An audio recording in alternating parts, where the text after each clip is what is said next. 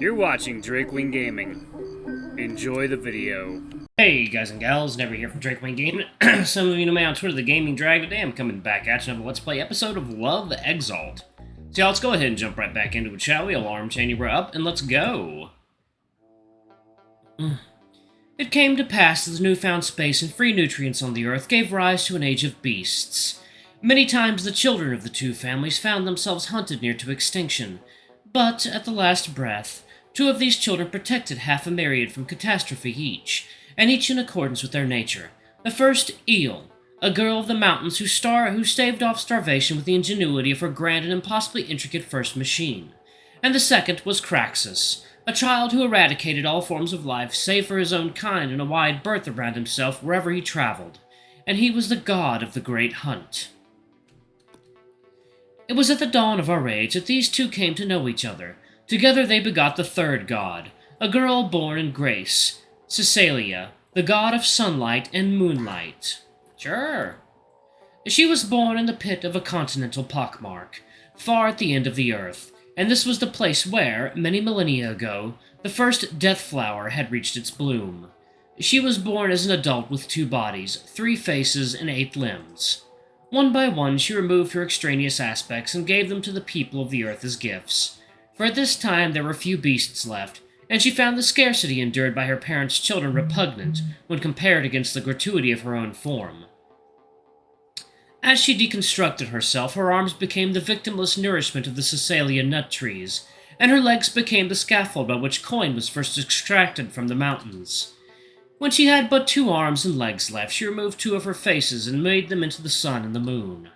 Now, at last, she resembled a mortal woman.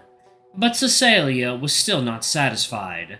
She looked on the failed works of the first god and horrors that his children, her ancestors, had wrought with their flower.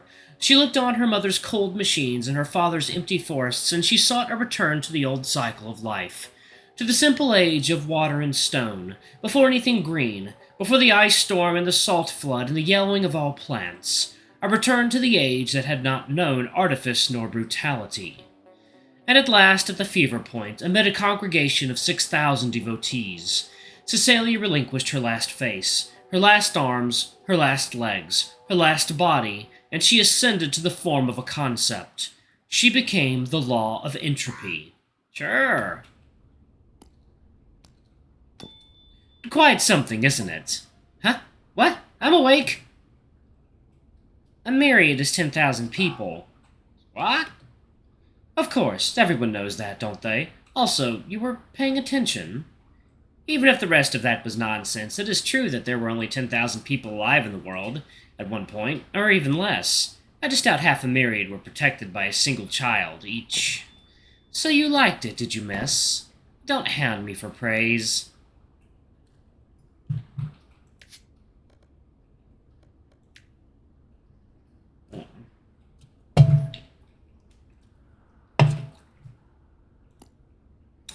Well, what should I read you to? What would you like to hear? Anything's fine, miss. Imp?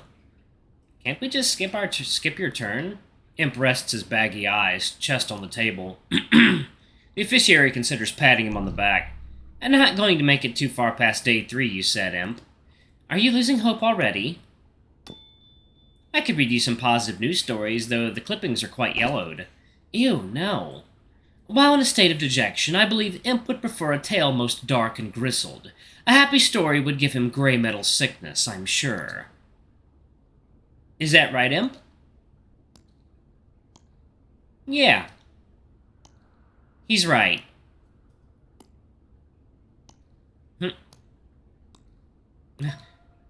1 second before you start the next story, Miss Offici. Hey, Suit. I wanted to ask you something. Yes? Uh-oh.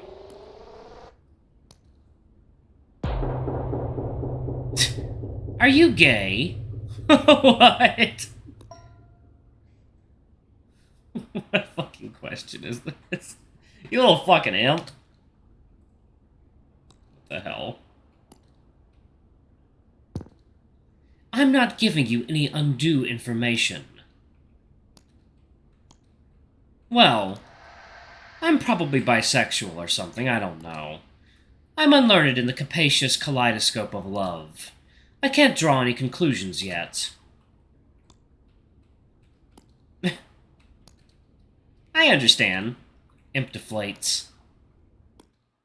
We'll discuss this later. I believe we're trampling all over the good lady's turn. And please share a story, miss. Whatever, share your smelly news clipping about a pet rescued from a tree. How's saccharine? You know what would be better? A tale most dark and gristled. Perk up your pointy ears, Imp, and allow me to begrime the mood. The officiary plucks her order book from her breast pocket and licks a thumb to flip through it. As I mentioned earlier, I keep a selection of true crime pages between 12 and 13. How about the murder of the renowned airship captain, True Shot Golfer, and the massacre his vessel endured at the wharf? Ooh, yes! Or perhaps the salacious exploits of the golden-eyed card shark Dick Appleton. No, fuck Dick! Or the graffiti spree by the notorious bandit and lover duo of Old York Trade Square. No. One second, y'all. Alrighty, we are back. Or the aeronaut who anchored his hot air balloon to a vault which contained a store of banknotes equal to the value of a personoid monster. I've heard The Aeronaut is a good series on Netflix. I'm going to check that out. And simply floated off into the sunset with the whole damn thing. That one sounds pretty cool, but no, do the airship massacre. That was Johnny's first time in the papers, wasn't it? He's been running as a solo at the Towers this season, and the higher-ups just gotta put out a public apology every time they make the mistake of letting him compete. When he drops in the Royale, you see a huge dead zone bloom out around him. Nobody loots nearby. You seem to know more about him than I do, but let me try my best here. She preambles her story with dates, times, names, and places. But Imp peaks when she reads the radio transcript between the wharf master and the doomed airship's captain, a man named True Shot Golfer, father of John Golfer. It's a bit confusing with John and Johnny, and the officiary throws in a side character named Jimmy, the wharf master's assistant. The airship was just coming into dock, right? Indeed, she reads. Man the pulleys and mooring lines, boys. 294's coming in. And watch yourselves when we unload. She's got lively cargo. Big Finch fish here are clear for landing. Main gates are open. Bring her down soft and easy. We got a sour wind a-comin' in this evening.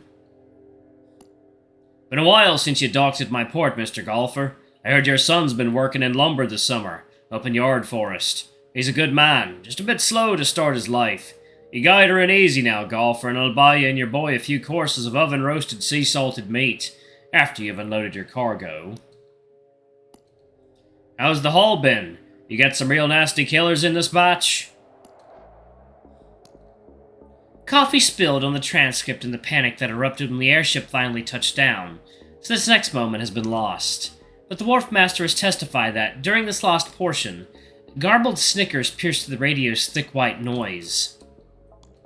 Finally, Captain Golfer responded, but all he said was, Johnny. Your son. Johnny went through the wall. Johnny went through the wall? You mean your son John Golfer, right? The officiary pauses. Multiple uncontradictory fact-check accounts all agree. True Shot was not the kind of man to use nicknames. Even for his own son? Especially not for his own son. She resumes. The airship belly flopped down into the water of the wharf, dousing all onlookers, as attested by investigations team members who had to pay a launderer to clean their slick suits and business loafers, and people spilled from the airship, flowing over each other in panicked waves. Crew, passengers, and even the criminals they were carrying as cargo, everyone jumped off screaming. Most of them leapt into the water still collared and handcuffed.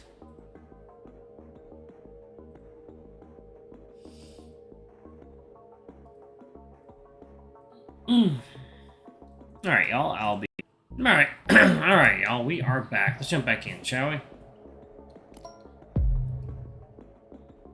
Sakes, Golfer, I said take her down easy. He's on a streak. Who? Johnny. He's on his streak. Johnny? Who's Johnny? His kill streak. Don't let him keep it. The wharf master's assistant, Jimmy, emitted the following sound from the transcription. A sickening, crunchy thud. Empty static crackled thereafter. And on the upper deck, clad in a makeshift sailor's outfit stolen from the corpses of the ship's crew, with a blood-soaked silver seal orb propped on his shoulder, there stood a single smiling kid. Cruel Johnny Silver. Damn! Imp sits up, claws locked on the table. And then he just sank into the solid floor of the ship like a phantom, right? Found leagues away in the same outfit with a fresh pair of shoes. Woo! What a fucking menace! Thanks, Miss Officiary. That kinda got me turned up a bit. Good. I'm glad you're feeling better. Have I restored your will to go on now, Imp? Yeah, kinda. I'm still gonna be hellish to try and live past day 3. But I think I'm finally ready to make some plays. Act 1, Scene 4, The Flashpoint Principle. Hello again! I hope you all had lots of fun with the first third rule game. Take some time to relax, the next one will be later tonight. Also, a special announcement will be made in like an hour or so. For now, the only thing I'll tell you is, watch your step. There you go. There you go. I'll pause it right there. We've got some weather in the area, so I'm just going to play it safe. Alright, thank you all so much for watching. Don't forget to like, comment, subscribe, ring that notification bell. I love you all, and I'll see you all in the next video. Bye-bye!